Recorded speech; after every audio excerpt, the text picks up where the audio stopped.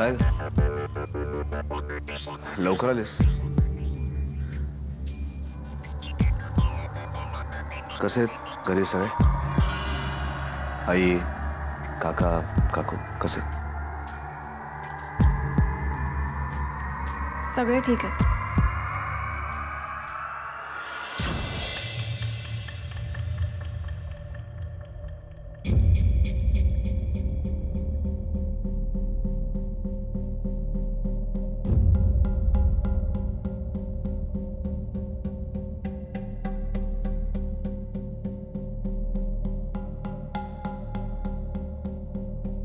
Disturb दिसतोय.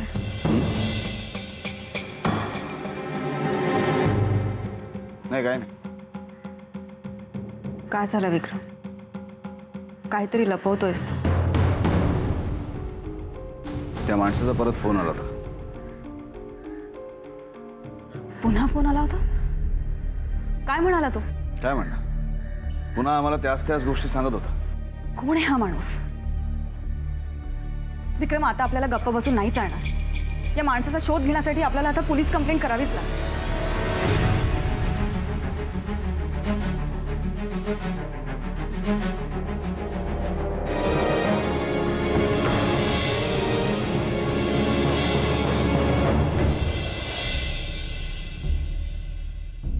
काय झालं? कसला विचार करतोयस? काही झालं तरी सुद्धा आपण पोलीस कंप्लेंट नाही करायची देवे.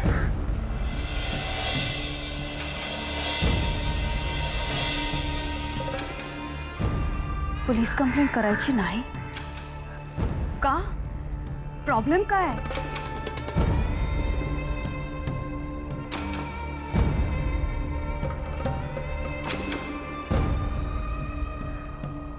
विक्रम, तो माणूस सतत फोन करून आपल्याला त्रास देतोय. अजून किती दिवस हा त्रास सहन करायचा आहे?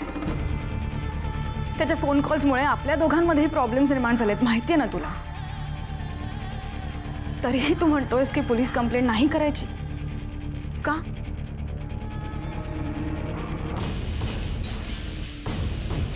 प्रॉब्लेम आहे, कारण पोलीस कंप्लेंट करून ही गोष्ट आम्हाला जगासमोर आणायची नाही. आज एक माणूस आम्हाला फोन करून तुझ्याबद्दल वाटेल ते सांगत असतो. उद्या कोणी उठेल तुझ्याबद्दल वाटेल ते बोलेल, तुझी बदनामी करेल. आणि तुझ्याबद्दल कोणी काहीही बोललेलं आम्हाला चालणार नाही, सहन होणार नाही.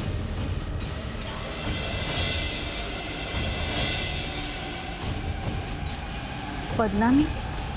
विक्रम, माझा यात काहीही दोष नसताना माझी बदनामी का होईल? हे बघ देवयानी, ही गोष्ट आम्हाला माहिती असली ना तरी सुद्धा लोकांना काय सांगणार आहेस तू? नाही, याचं कारण काहीतरी वेगळंच आहे. मला असं वाटतं की लोक काय म्हणतील यापेक्षाही तुझाच माझ्यावर विश्वास नाही.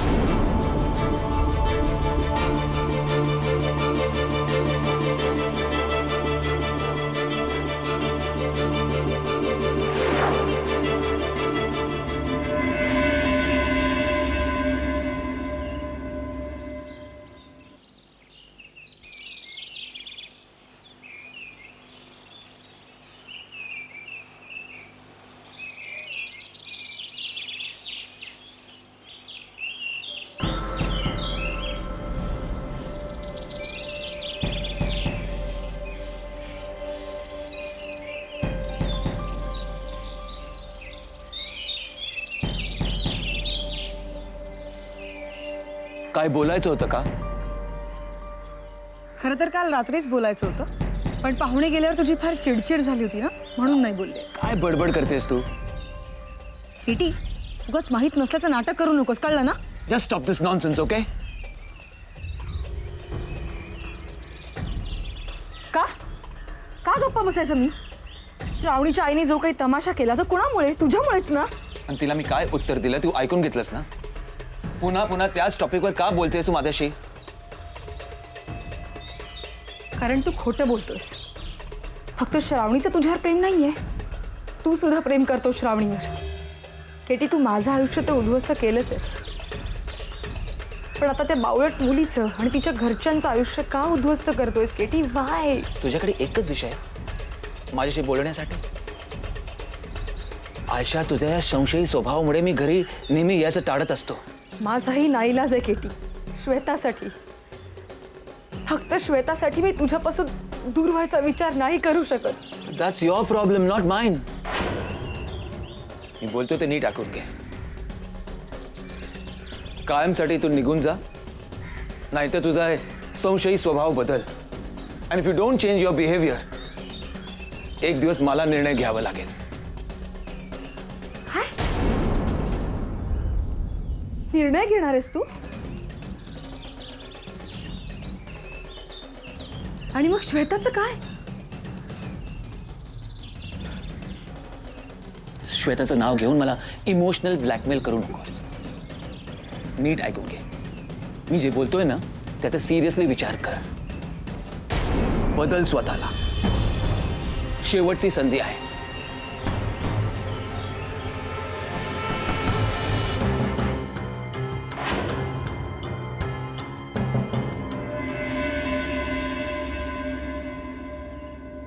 काय झालं रणवीर? तुम्ही एवढे अस्वस्थ का आहात?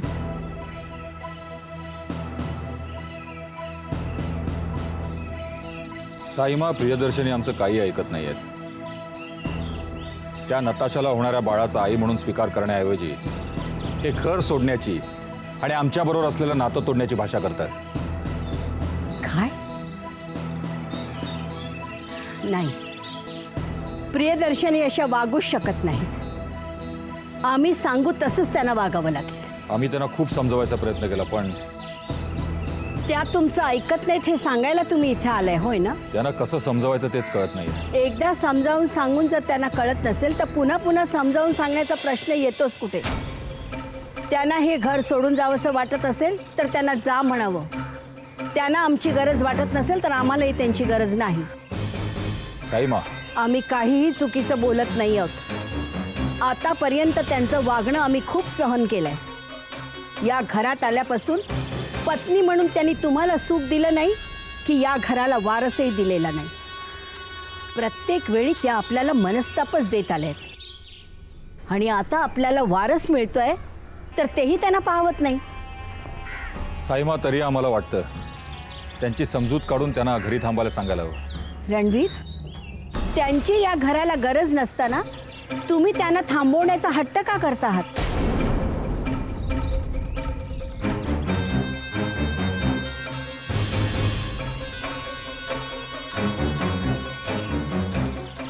या घराला बदनामीपासून वाचवण्यासाठी. आम्ही समजलो नाही. प्रियदर्शनी जर घर सोडून गेल्या तर या मुलाची आई म्हणून आम्ही कुणाचं नाव सांगायचं? तशीच वेळ आली तर मुलाला जन्म दिल्यानंतर प्रियदर्शनी घर सोडून गेल्या अशीही बदनामी आपण करू शकतो. पण त्या घर सोडून गेल्यावर आपल्याबद्दल बोलणार नाही त्याची काय गॅरंटी? रणवीर, नसत्या शंका का काढताय? का तुम्हालाही असं वाटतं? साईमा, आम्हालाही वाटतं की प्रियदर्शनीने घर सोडून जाऊ नये. त्याची काळजी घेऊन तुम्ही जो काही निर्णय घ्याल तो आम्हालाही मान्य असेल.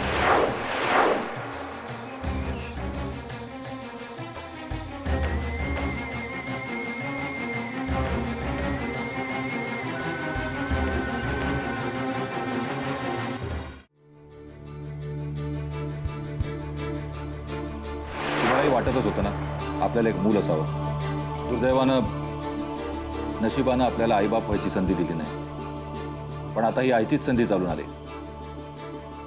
तुम्हाला नाही वाटत असं? प्रियदर्शनी यापूर्वी मूल दत्तक घेण्याची इच्छा तुम्हीच बोलून दाखवली होती आणि आता तर हे आमचंच मूल आहे. मग आई म्हणून याचा स्वीकार करायला काय हरकत आहे? ते मूल आम्हाला आमच्या घराण्याचा वारस म्हणून हवंय, पण ते मूल तुमचं म्हणूनही लोकांनी ओळखायला हवं.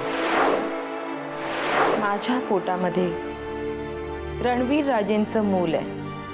रणवीर राजेंचंच मूल आहे हे सत्य तुम्हाला स्वीकारायचं आहे. आणि मी खोटं का बोलेन?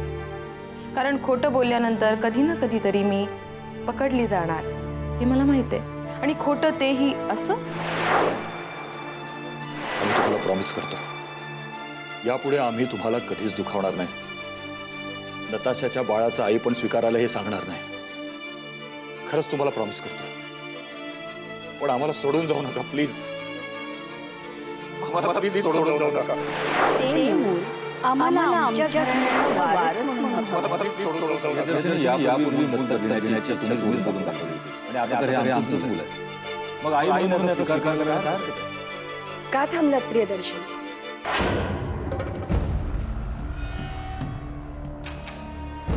कारण हा अस्तित्वाचा प्रश्न आहे. कुठल्या भ्रमात जगता आहात तुम्ही? कुठल्या अस्तित्वाबद्दल बोलताय? राजेश शिर्केंच्या या महालात तुम्हाला कधीच तुमचं अस्तित्व नव्हतं. आत्ता चांगली संधी चालून आली होती या महालातनं बाहेर पडून स्वतःचं अस्तित्व सिद्ध करण्याची संधी. ती का गमावताय तुम्ही? रणवीर राजेंच्या इमोशनल ब्लॅकमेलिंगला फसताय तुम्ही? अजिबात नाही. हा अस्तित्वाचा प्रश्न आहे,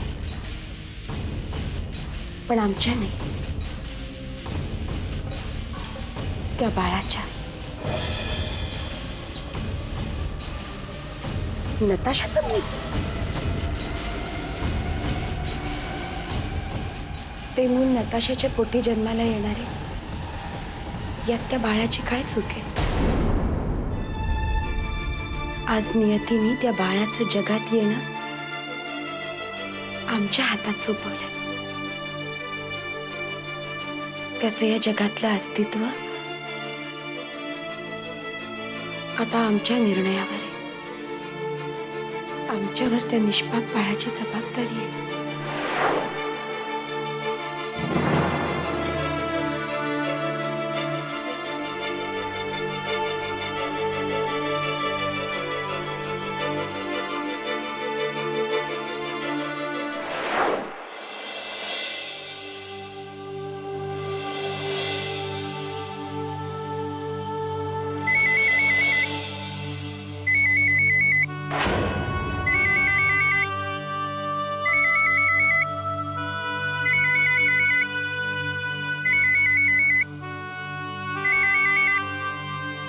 हॅलो. हॅलो.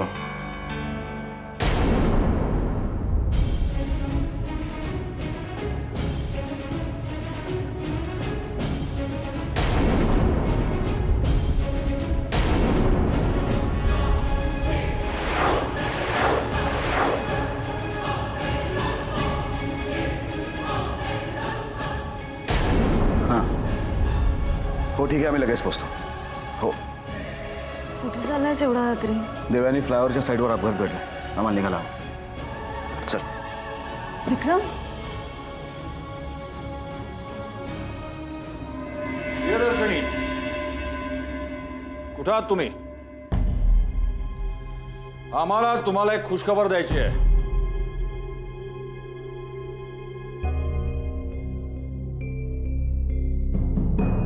तुम्ही आमचे आभार मानायला हवेत. विचारा कशाला? विचारा ना. तुम्हाला नताशाच्या मुलाची जबाबदारी स्वीकारायची गरज नाही. त्या मुलाचा प्रश्न आम्ही कायमचा निकालात काढलाय.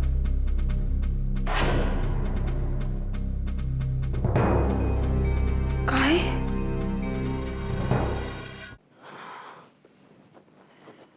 बोलताय काय तुम्ही? हो. त्या दिवशी जेव्हा तुम्ही आम्हाला म्हणाला तुम्ही त्या मुलाच्या आई होणार नाही, तेव्हा आम्ही विचार केला त्या मुलाला या जगात राहायचा अधिकार नाही. म्हणजे ते उद्या सकाळी नताशा अबॉर्शन करणार आहे. असं होता का म्हणे? तुम्ही आडवा तिला करू देऊ नका असं. नाही नाही प्रियदर्शनी, आम्ही ऍक्सेप्ट केलंय. आमच्या नशिबात बापाचं सुख नाही. आता आमचा मार्ग अडवू नका. आमच्याकडे दुसरा कुठलाही उपाय नाही. पण हे पाप आहे. ते आम्हालाही माहिती आहे. असं नका होऊ देऊ. त्या मुलालाही जगण्याचा अधिकार आहे. या जगात प्रत्येकाला जगण्याचा अधिकार आहे. मग त्या मुलाचा जगण्याचा अधिकार हिरावून घेणारे तुम्ही कोण? आम्हीही तुम्हाला विचारतो, त्या मुलाचं अबॉर्शन रोखणाऱ्या तुम्ही कोण? आई आई आहोत आम्ही त्याच्या. काय? होय रणवीर हसे, तुमच्यासाठी, सैमानसाठी आणि त्या निष्पाप जीवाला वाचवण्यासाठी आम्ही त्याच्या आई होणार आहोत.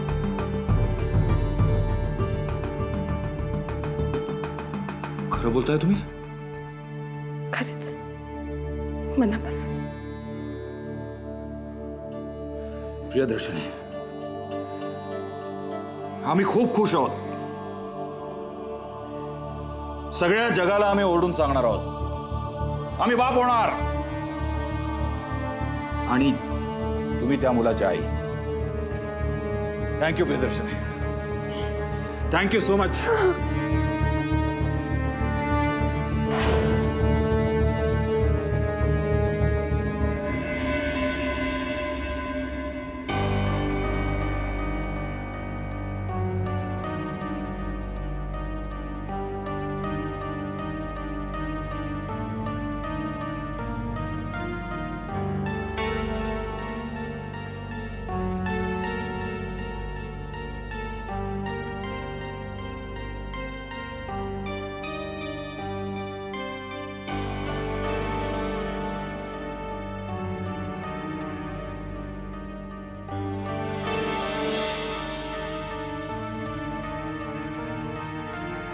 विक्रम, विक्रम,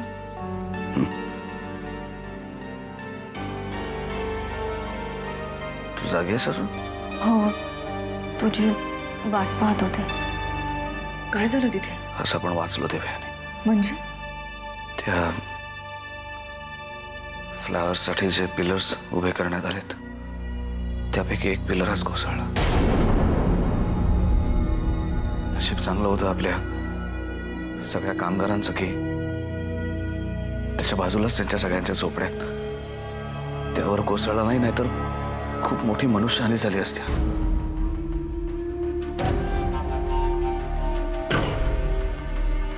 आम्हालाही कळत नाही या पाठीमागचं कारण काय असेल, पण या पाठीमागचं कारण शोधण्यासाठी आम्ही केमिकल अनालिस्टची मदत घ्यायची ठरवले देवे. एकदा त्याचे रिपोर्ट्स आले ना हातात की खरं काय ते आपल्यालाही कळेल. झोपतो.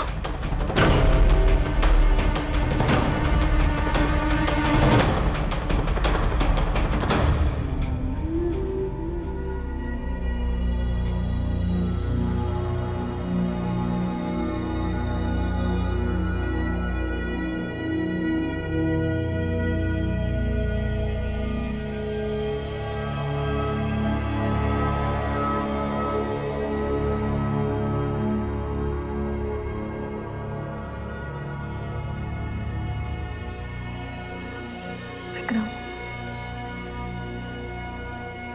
क्वालिटीमध्ये कॉम्प्रोमाइज हे तर कारण नाही आहे ना?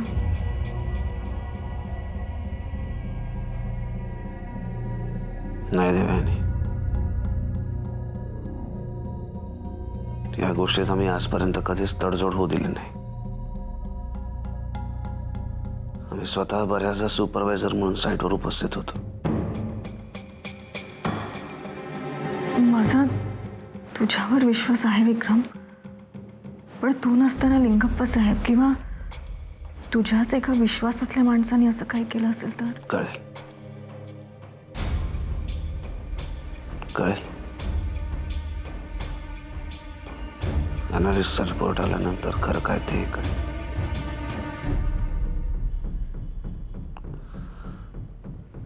या प्रोजेक्टकडनं आमच्या खूप अपेक्षा होत्या देवयानी.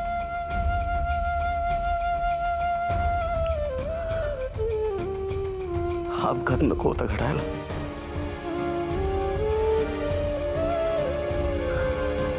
हा अपघात नको होता घडायला. काळजी करू नकोस, सगळं ठीक होईल.